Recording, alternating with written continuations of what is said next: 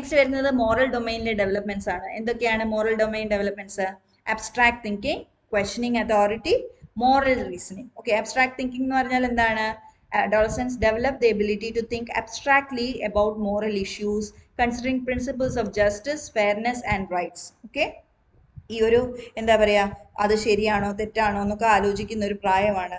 പിന്നെ എന്താണ്? Questioning authority, increase questioning of societal norms, rules and the moral behavior of adults. They may challenge traditional values and develop their moral code.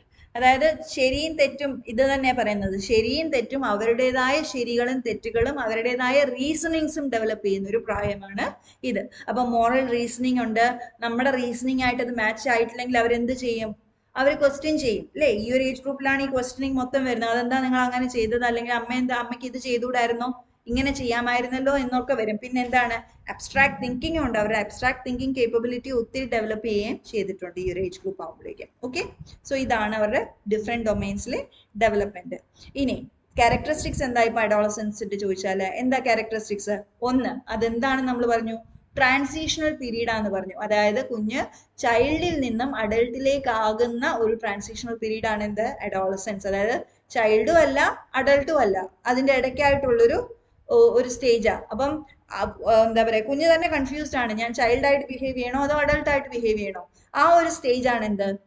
ഈ adolescence എന്ന് പറയുന്നത്. പിന്നെ പേരൻസിന്റെ ഇടയ്ക്ക് അല്ലെങ്കിൽ വലിയ ആൾക്കാരുടെ ഇടയ്ക്ക് ഇതെന്താണ്? ഒരു ഡ്രെഡ്ഫുൾ ഏജ് ആണ്. കാരണം ഇവരെ ഗൈഡ് ചെയ്യുക, സൂപ്പർവൈസ് ചെയ്യുക എന്ന് പറയുന്നത് ചില്ലറ കാര്യം അല്ല. പിന്നെ എന്താണ്? ടൈം ഓഫ് അൺറിയലിസം ആണ്. ബിക്കോസ് എന്താണ്? അവരുടെ ആസ്പിറേഷൻസും അവരുടെ തോട്ട്സും ഒക്കെ അങ്ങ് ഹൈ ലെവലാണ്. ഓക്കെ, അവര് തിങ്ക് ചെയ്യുന്നത് ഒരു ലിമിറ്റ്ലെസ് ആയിട്ടുള്ള ഒരു ഡ്രീമാണ് അവരുള്ളത്. ആ ഒരു ഏജ് ഗ്രൂപ്പിലാണ് എന്ത്? അതായത് അതൊരു ക്യാരക്ടറിസ്റ്റിക് ആണ് ഈ ഒരു ഏജ് ഗ്രൂപ്പിന്റെ. അതായത് time of unrealism. They have unrealistic high level aspirations for themselves, their family, their friends, എല്ലാവർക്കും വേണ്ടിയിട്ട്. പിന്നെ നെക്സ്റ്റ് എന്താണ്? ത്രെഷ്ഹോൾഡ് ഓഫ് അഡൾട്ട്ഹുഡ് ആണ്. ഇത് കഴിഞ്ഞ് നെക്സ്റ്റ് എന്ന് പറയുന്നത് അഡൾട്ട്ഹുഡിലേക്കാണ് പോകുന്നത് അല്ലേ? സോ അവർക്ക് എന്താണ്? അവരെ അഡൾട്ട് ആയിട്ട് കൺസിഡർ ചെയ്യണം എന്നൊരു ആഗ്രഹം വളരെ കൂടുതൽ മനസ്സിൽ തോന്നുന്ന ഒരു സമയമാണ് എന്ത്? ഈ ഒരു അഡോളസൻസ് എന്ന് പറയുന്നത്. അപ്പൊ അവരുടെ ആക്ഷൻസും പലപ്പോഴും ഇതുമായിട്ട് എന്താ പറയുക, ഇൻഫ്ലുവൻസ്ഡ് ആണ്. ഓക്കെ, സോ ടീനേജേഴ്സിന് എന്താ വേണ്ടത്? They desperately want to create an impression that what they are acting like an adult. പിന്നെ എന്താണ്? anxious to create impressions by acting, dressing, doing other things like smoking. അതേപോലത്തെ കാര്യങ്ങളൊക്കെ ഇപ്പം വലിയ ആൾക്കാർ അവർ ചെയ്യുന്നത് കണ്ട് അല്ലെങ്കിൽ അവരെ പോലെ ആക്ട് ചെയ്യാൻ ശ്രമിക്കുന്ന കൂട്ടത്തിൽ എന്തായി?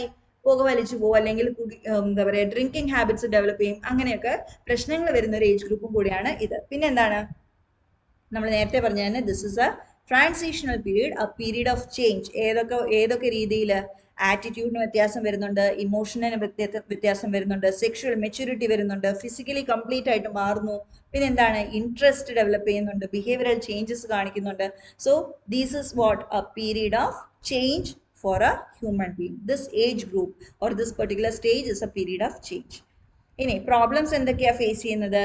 പ്രോബ്ലംസ് ഫേസ് ചെയ്ത് നമ്മൾ നോക്കി എന്തൊക്കെയുണ്ട്? പേഴ്സണൽ അപ്പിയറൻസ് അല്ലേ? എങ്ങനെ ഞാൻ പുറമേ ആൾക്കാർക്ക് എന്നെ എങ്ങനെയാണ് അവർ ജഡ്ജ് ചെയ്യുന്നത്, അല്ലെങ്കിൽ ഞാൻ എങ്ങനെയാണ് കാണുന്നത്, ഏറ്റവും ലേറ്റസ്റ്റ് ആയിട്ടുള്ള ട്രെൻഡ്സും ഫാഷൻസും ഒക്കെ ഫോളോ ചെയ്യാൻ ഇഷ്ടപ്പെടുന്ന ഒരു ഏജ് ഗ്രൂപ്പാണിത്. രണ്ടാമത് പറയുന്നത് എന്താണ്? ഹെയ്റ്റ്സ് പേരന്റൽ സൂപ്പർവിഷൻ അല്ലേ? പേരന്റൽ സൂപ്പർവിഷൻ ഇഷ്ടമാണോ? നമ്മളിപ്പോൾ പറയുന്നത്, അല്ലെങ്കിൽ അവര് എന്താ പറയാ, ഇന്ന് പോണ്ടടാ, ഇന്ന് വീട്ടിൽ നിൽക്കുക എന്ന് പറഞ്ഞാൽ കേൾക്കുവോ? ഇല്ല, ഇന്ന് ഞാൻ അവനോട് പറഞ്ഞതാ ഞാൻ അവിടെ എത്തും, എനിക്ക് അവിടെ പോയേ പറ്റും. ആ പേരന്റൽ സൂപ്പർവിഷൻ ഒന്നും ഇഷ്ടപ്പെടാത്തൊരു കാലഘട്ടമാണ് ഇത്. പിന്നെ എന്താണ്? Identity search. ഐഡന്റിറ്റി സെർച്ച് എന്ന് പറഞ്ഞാൽ എന്താ?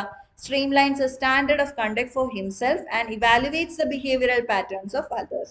അതായത് ഇത് ശരി ഇത് തെറ്റെന്നൊക്കെ എന്താ പറയുക, ഡിസൈഡ് ചെയ്ത് വെച്ചിട്ട് ബാക്കിയുള്ളവരെ ജഡ്ജ് ചെയ്യുന്നതും കൂടെ ഒരു സമയമാണ് എന്ത്? ഈ ഒരു പെർട്ടിക്കുലർ ടൈം. പിന്നെ എന്താ? ജനറേഷൻ ഗ്യാപ്പ് ഉണ്ട്. there exists long insurmountable gap between the values of today's parents and their കണ്ടാൽ തന്നെ ഒത്തിരി ഗ്യാപ്പ് ഉണ്ട് അല്ലേ? ആ ഗ്യാപ്പും എന്ത് ചെയ്യുന്നുണ്ട്? ഇൻഫ്ലുവൻസ് ചെയ്യുന്നുണ്ട്. Next, economic independence. ഏറ്റവും കൂടുതൽ എക്കണോമിക് ഇൻഡിപെൻഡൻസ് ക്രേവ് ചെയ്യുന്ന ഒരു സമയമാണ്.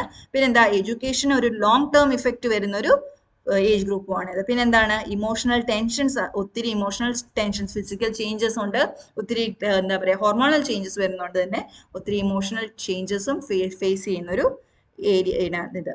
എങ്ങനെ നമുക്ക് ഹെൽപ്പ് ചെയ്യാൻ നോക്കിക്കേ?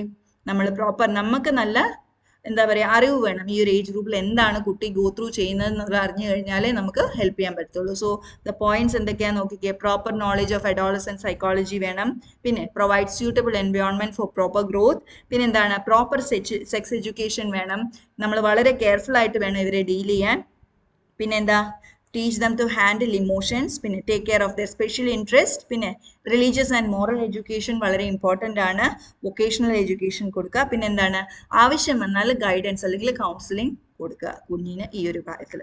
So this is how we have to handle adolescence. Because അവർ ഒരു പെർട്ടിക്കുലർ അവരെ എപ്പോഴും മനസ്സിലാക്കുമ്പോൾ നമ്മൾ ആലോചിക്കുന്നത് അവരൊരു പെർട്ടിക്കുലർ കൂടിയാണ് കടന്ന് പോകുന്നത്.